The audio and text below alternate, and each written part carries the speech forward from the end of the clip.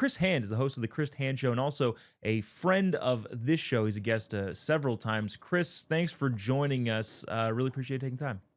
Hey, thanks for having me. Yesterday was just amazing. I mean, full on from the moment that we walked up, because full disclosure, a little backstory. Me and Jobob, we met in a hotel lobby, and then we walked over with your producer Glenn and all of our wives. But even from when we were walking in there, you could just tell the tone was different. There's a sea of 100,000 people, and as soon as we say, "Hey guys, we got to get in, we're staff," the way the crowd just parted for us.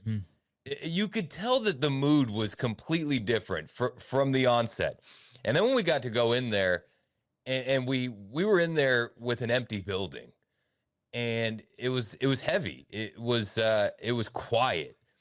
And then as the day went on, as this crowd filled in, and there's 70,000 plus people, you felt that same quiet come back as people were giving their heartfelt testimony about Charlie and what Charlie meant to their life.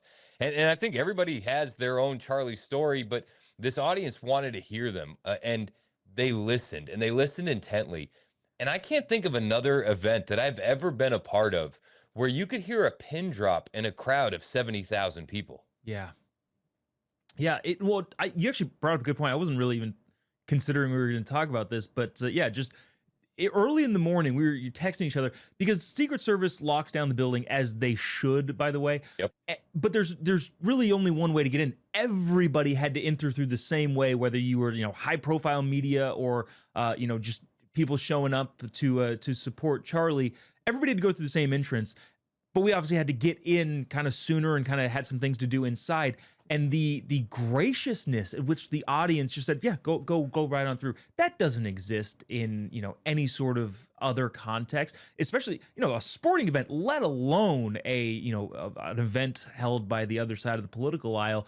Nobody just says, "Oh yeah, just go right on through. We know we got to get there." We had two pregnant women with us, my wife included, along with a couple other people that we needed to get in the building for various reasons, and the crowd was so gracious in letting us do that. You just don't see that anywhere else. So yeah, thanks for bringing that up. That was actually a point that I hadn't touched on yet.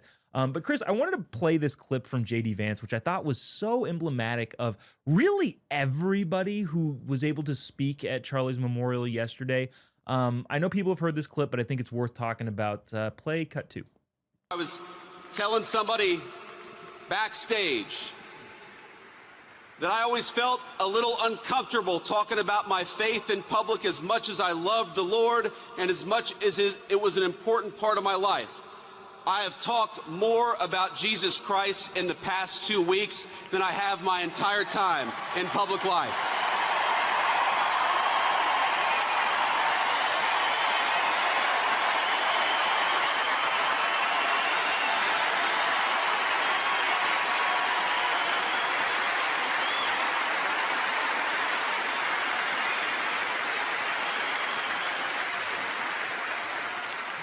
And that is an undeniable legacy of the great Charlie Kirk. He loved God.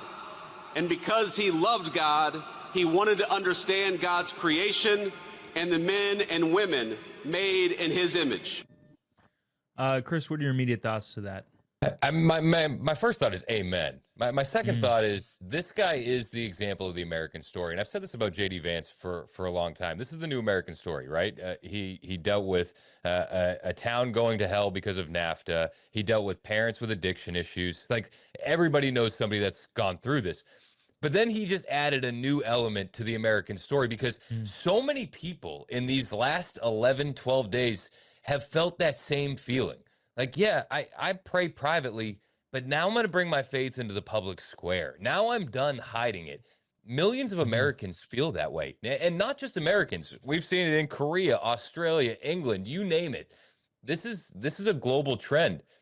And JD, what you don't see in that clip, because they pan to the crowd, but I watched, and you were sitting right there next to me as we're staring at JD. He really got choked up. He was really, truly moved by that. And you can kind of hear it in his voice as they come back to him on the shot. But he meant that, and he felt that. And I think that really resonated with a lot of Americans. You know what I think is really, I said this earlier in the show, the kind of the theme of all of this, including the reaction, especially on the other side of the aisle, is, oh my God, one, in a positive light of everybody out there sharing their relationship experience with God and their religious affiliation and their Christian values, but then also on the, the lib side of the aisle going, oh my God, we are in trouble because the loud minority that has directed culture for all too long is witnessing, I think, so many people, like you just said, start to go, you know what, I'm going to start saying this. It has not necessarily been commonplace in American culture, especially for public figures, but now it is, and now is the time to continue pushing the message, because ultimately, at the end of the day, it's what's best for everyone. Obviously, your personal relationship, but as a society and a culture as a whole, it's best for everyone. Chris, I think one of the things that people kind of tend to, especially in the modern political era, is I'm going to make my arguments based solely on reason, not bring religion into it, because that's a knock that the left gives us a lot. Do you think that kind of element is going to start to change, and people are going to go, no, we are a Christian founded society, and we are going to lean into that? So I hope we lean into that, but I would say be more like Charlie, and I would say Charlie could decimate you either way. He could hit you with straight facts, or he could bring in faith, and I think that you should be equipped for both. You should put on the armor of God, but you should also arm yourself with knowledge, and these things don't have to be separate, but you should be equipped to win the argument either way, and that's what Charlie could do. He could absolutely tear you apart from a faith aspect, or he could tear you apart with stats and numbers. But I think that leaning into our faith is definitely something that we need to do, and something that we're going to see a lot more of in the future. We've said a lot in this country that elections come every 2 years, every 4 years, and we get a new guy in, but then, something changes, and the things that we wanted to happen didn't happen. But what we've really needed in this country is a heart change. And I think that for the first time in a long time, we're seeing a heart change on a massive level. And just for the mere fact of people not being afraid to do it is going to change this nation. Does that mean you need to do it every time? No, not necessarily. But you should be equipped to do both. Yeah, there's probably an argument to be made of like, they're one and the same, but they can be bifurcated in certain scenarios and certain circumstances. But I get what you're saying, and I think that's a good tact to take. Lastly, as we're wrapping up here, we did the whole first segment on Erica's speech and the significance of that, without getting into the nitty-gritty details of forgiveness and that whole element, which I think was the most important moment of the entire event. What did it feel like to you in that room? I kind of shared my thoughts of it, but just from another perspective, what was, for lack of a better term, the vibe like? I saw a lot of grown men putting on sunglasses. I know that. I saw a lot of women crying. And I saw a lot of people realize that Erica is a lot stronger than we even thought she was. Yeah. Like we knew she was strong, but that level of strength, I leaned at my wife and I said, I don't know how she's doing this, because I don't think I'm ready to forgive him.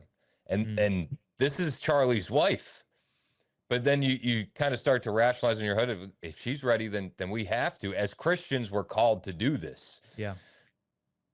I don't know how she can be there already, but I think that that's a testimony to her faith, and a testimony to her strength, and a testimony to Jesus. And I don't think you can explain it any other way rationally.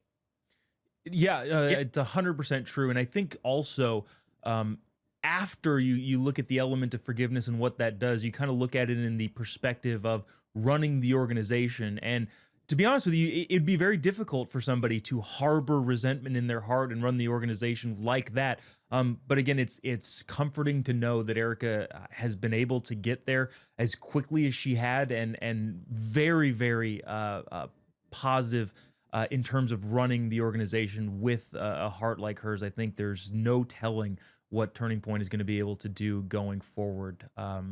Yeah. Well, and it's a testimony that the organization's in the right hands. Yeah. Because Charlie led with his faith, and now we're seeing Erica do the exact same thing. Yeah, that is absolutely correct. Chris Hand, host of the Chris Hand Show, also friend of the Turning Point Tonight Show, which you may see a little bit more of him coming up here in the next couple days or weeks. But thanks for joining us, Chris. Really appreciate you taking the time. Hey, I love the show. Watch it every night. Praying for you and praying for your beautiful wife, and that you guys have the healthiest, happiest baby in the entire world. I appreciate it, man. Thank you so much.